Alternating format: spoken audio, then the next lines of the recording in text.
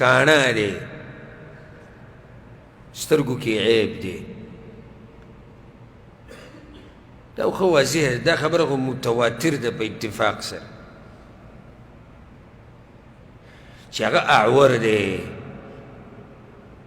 مشهور حدیثونه دې باره کې څو پکې تېر شو مخکې فإنه أعور العين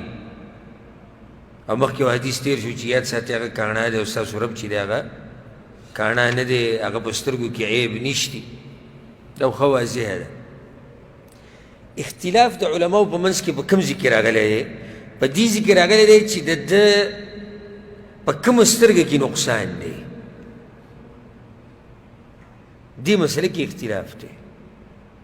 نو چا دا ویلی دي چې د ده ګسه سترګه چې ده نقصاني ده دا ښی سترګه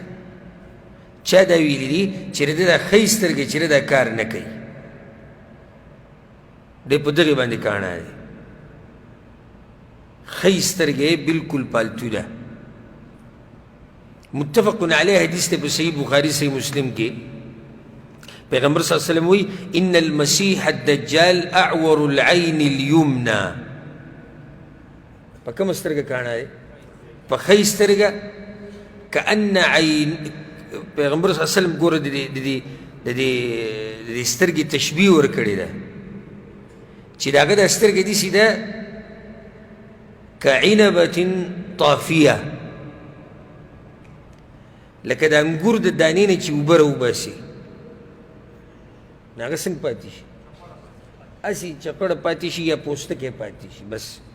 دنه به کې صحیح هېڅ به کې د ده یو سترګه دقه شان ده دا ښی سترګه او دا حدیث متفق علیه دی ګوره په صحیح بخاري صحیح مسلم کې دی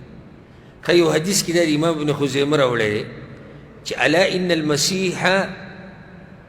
عینه الیمنى کأنها عنبه چې دا مسیح چې کوم دی د ده ښی سترګه چې دا د دغه انګور د دانې په شان دی چې د هغې نه اوبه وځي عینه الیمنى کأنها عنبة طافیه یو بل حدیث کې هم راځي امام حاکم راوړی دی چې ان عینه الیمنى ممسوحه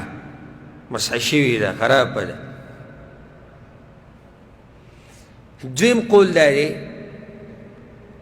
چې د ګسه سترګه خرابه ده او په صحیح مسلم کې دا حدیث دی الدجال اعور العین اليسرى دجال کاڼه دی او عیبجنه ده د هغه سترګه کومه وه دا ګسه سترګه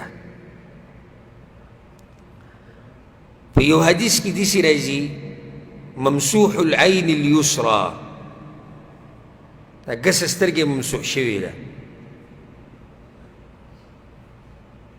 امام مسلم هم دغه روایت راوړی دی امام بن ابي شیبه هم داسې راوړی یو حدیث کې راځي امام احمد راوړی دی اعور عین الشمال دا ګسه سترګې خرابه ده اوس به څه کوو صحیح روایتونو کې ښی او صحیح روایتونو کې ګسه څنګه دواړه که صحیح روایتونه دي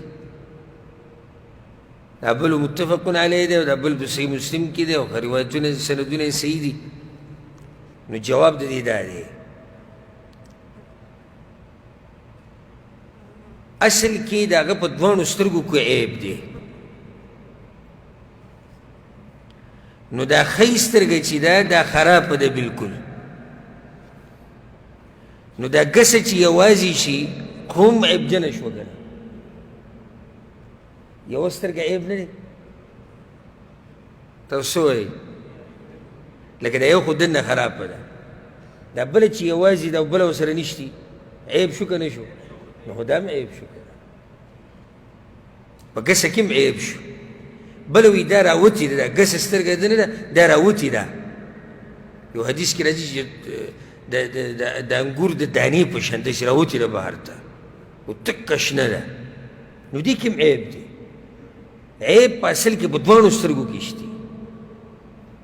هغه یو کې څه عیب دی هغه تشه ده کار نه کوي بالکل خرابه ده ښه ده بله چې ده څنګه دا راوتې ده او بل دا یوازې ده که نه نو چې یوازې شو خو دا هم عیب دی که نه کاڼه شو که نه شو بیا هم شو نو حدیثونه ټول څه شو صحیح شو یا راجمع شو